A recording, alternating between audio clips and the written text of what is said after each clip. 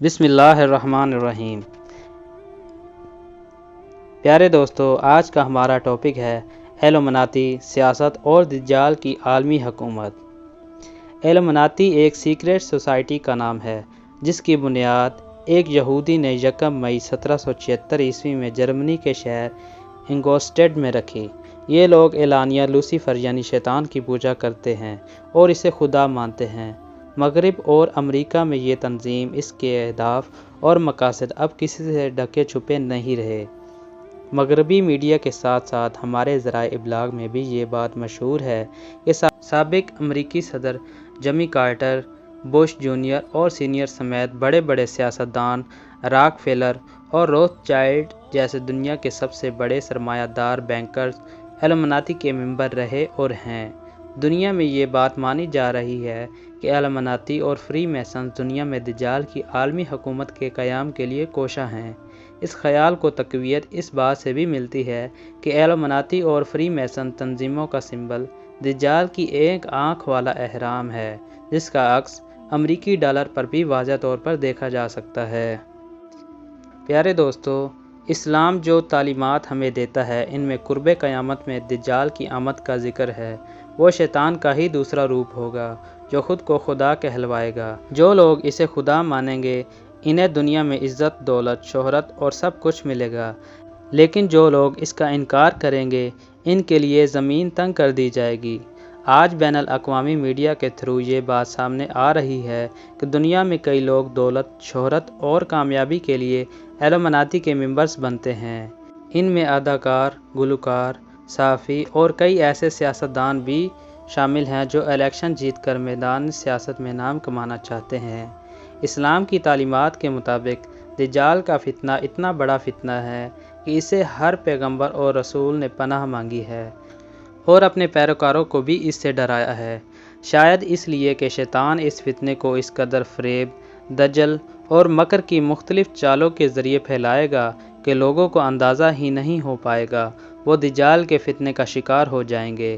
مثال کے طور پر بحیثیت مسلمان، ہم اپنے دل میں ایلومناتی اور فری میسن سے شدید نفرت اور کراہت اس لیے محسوس کرتے ہیں کہ وہ شیطان کے پیروکار ہیں۔ دنیا پر شیطانی تہذیب اور عالمی دجالی حکومت کا راستہ ہموار کر رہے ہیں، لیکن دوسری طرف وہی کام ہم ذرا دوسرے ڈھنگ سے کر رہے ہیں۔ ایلومناتی شیطان کی پوجا کرتے ہیں اور اس سے مدد حاصل کرتے ہیں۔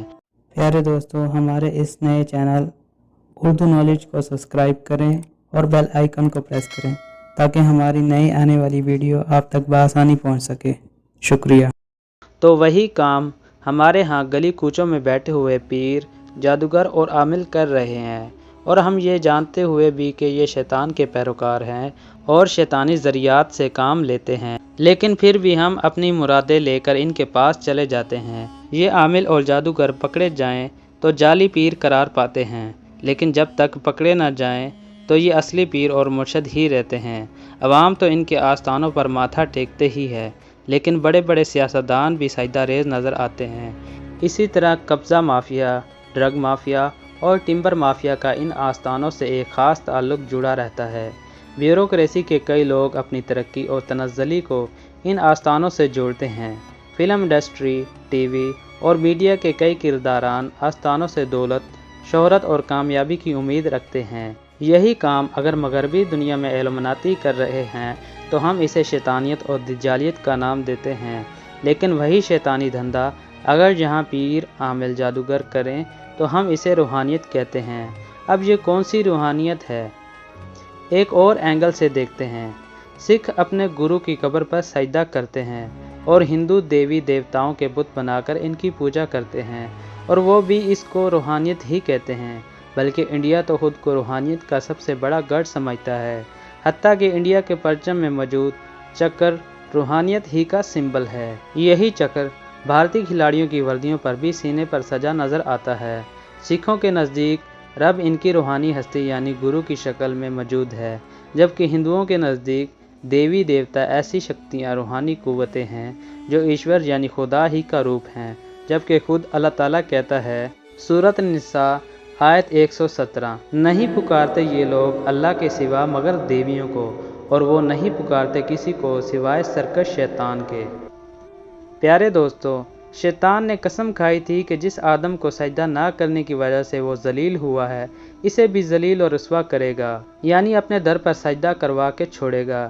چنانچہ شیطان نے بنی آدم کے لیے اپنا جال مختلف عنوانوں سے پھیلا رکھا ہے، اور حقیقت میں اصل دجل یہی لوگ جسے روحانیت سمجھ کر اپنائے ہوئے ہیں، اصل میں شیطانیت ہے۔ انسانوں کی کثیر تعداد آج اس فتنہ دجال میں پھنس کر شیطان کی اس قسم کو پورا کر رہی ہے، مگر انہیں اس کا احساس ہی نہیں، کیونکہ دجل کا کمال یہی ہے کہ لوگ اسے روحانیت ہی سمجھ رہے ہیں، حالانکہ روح ایک پاکیزہ شے ہے جو انسان کا تعلق غیر اللہ سے توڑ کر اللہ سے جوڑتی ہے، کیونکہ انسان کے اندر روح ہی ایک ایسی چیز ہے جو اللہ کو جانتی بھی ہے اور پہچانتی بھی ہے، کیونکہ ہر انسان کی روح اس عہد کی گواہ ہے جو اس نے ازل یعنی عالم ارواح میں اپنے رب سے کیا ہے۔ اللہ تعالیٰ سورۃ الاعراف آیت 172 اور 73 میں فرماتے ہیں، اور جب آپ صلی اللہ علیہ وآلہ وسلم کے رب نے اولاد آدم کی پشتوں سے ان کی اولاد کو نکالا اور ان کو ان کے نفسوں پر گواہ بنا کر اقرار لے لیا، کیا میں تمہارا رب نہیں ہوں؟ تو سب نے جواب دیا، کیوں نہیں، ہم سب گواہ ہیں۔ یہ عہد اس لیے تھا تاکہ تم لوگ قیامت کے دن یوں نہ کہو کہ ہم تو محض اس سے بے خبر تھے، یا یوں کہو کہ پہلے پہل شرک تو ہمارے بڑوں نے کیا اور ہم ان کے بعد ان کی نسل میں پیدا ہوئے، سو کیا ان غلط راہ والوں کے فعل پر تو ہمیں ہلاکت میں ڈال دے گا۔ پیارے دوستو، اس عہد میثاق ازل کی بنیاد پر ہی انسان کی اس دنیا میں آزمائش ہو رہی ہے کہ آیا وہ اللہ کو ہی رب مانتا ہے یا کسی اور کو رب کا درجہ دے رہا ہے، اور تمام پیغمبر اسی دعوت کی تجدید کے لیے بھیجے گئے کہ صرف اللہ ہی کو اپنا رب مانو، وہ ایک ہے، اس کا کوئی ثانی نہیں ہے اور نہ اس کا کوئی اور روپ ہے۔ چنانچہ جس انسان تک پیغمبروں اور آسمانی کتابوں کی ہدایت نہ بھی پہنچی ہو، اگر اپنی روح کی آواز کو سنے گا تو وہ حقیقی رب کو چھوڑ کر کسی دوسرے در پر نہیں جائے گا، کیونکہ یہ عہد ہر انسان کی فطرت میں شامل ہے۔ اس لیے رسول اللہ صلی اللہ علیہ وآلہ وسلم نے فرمایا، ہر بچہ دین فطرت یعنی اسلام پر پیدا ہوتا ہے، بس اس کے ماں باپ اس کو یہودی یا نصرانی یا مجوسی بنا دیتے ہیں۔ اگر ایسا سلیم الفطرت انسان قرآن کا مطالعہ کرے اور صرف اللہ کی عبادت کرے تو اس کا تعلق اس کائنات کے حقیقی رب سے اور مضبوط ہو جائے گا اور وہ گناہوں سے بچا رہے گا اور نتیجہ میں اس دنیا کی آزمائش میں کامیاب ٹھہرے گا۔ یہی حقیقی روحانیت ہے اور یہی اس کا اصل مقصد ہے، جبکہ شیطان نے اپنے دجل سے جس چیز کو روحانیت مشہور کر دیا ہے، اس کا واحد مقصد بندے اور اللہ کے درمیان اس عہد کو توڑنا ہے جس میں اس نے اللہ کو ہی رب مانا تھا۔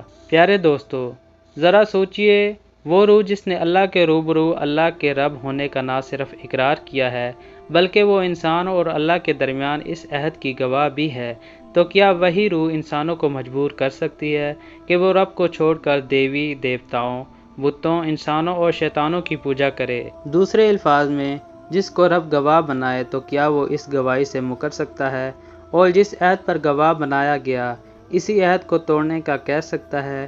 اور پھر خود اللہ اور اس کے پیغمبر بتا رہے ہیں کہ انسان کے مرنے کے بعد اس کی روح کا اس دنیا سے کوئی تعلق نہیں رہتا، وہ سیدھی عالم بالا پر اپنے رب کی مہمان بن جاتی ہے، اور بالفرض اگر اس کا دنیا کے ساتھ کوئی تعلق ہو بھی تو کیا اس سے اس طرح کے ناپاک اور شیطانی اعمال و افعال کی توقع کی جا سکتی ہے جو اس نام نہاد روحانیت میں روحوں سے منسوب کیے جاتے ہیں؟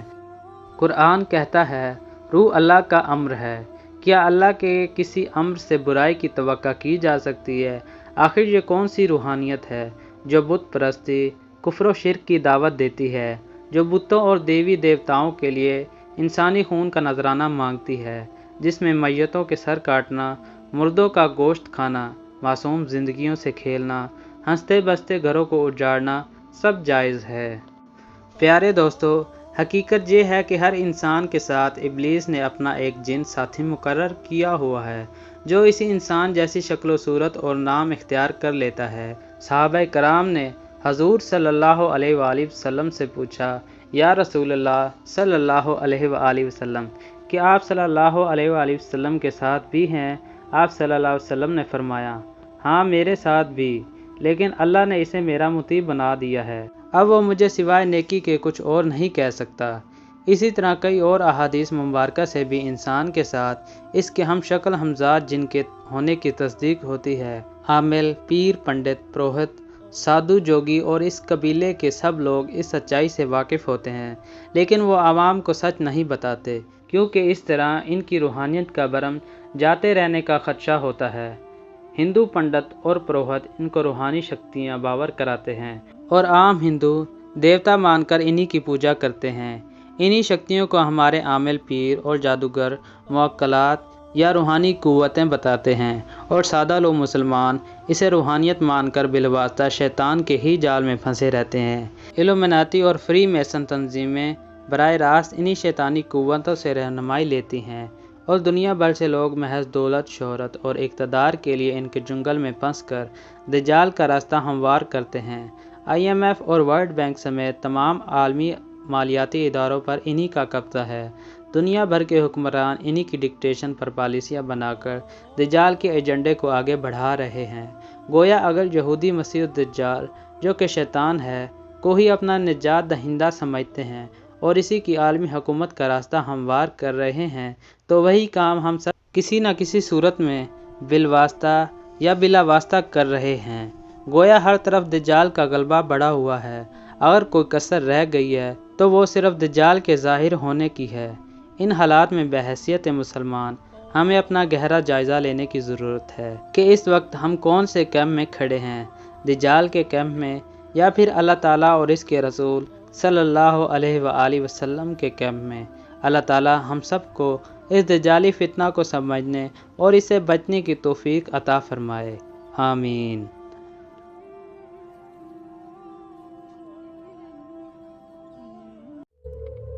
تو جی پیارے دوستو، آپ کو یہ ویڈیو کیسی لگی؟ کمنٹ سیکشن میں اپنی رائے کا اظہار ضرور کریں۔ اس ویڈیو کو لائک کریں، شیئر کریں اور اس چینل کو سبسکرائب بھی کریں۔ اب ملتے ہیں ہم اپنی اگلی ویڈیو میں، تب تک کے لیے اللہ حافظ۔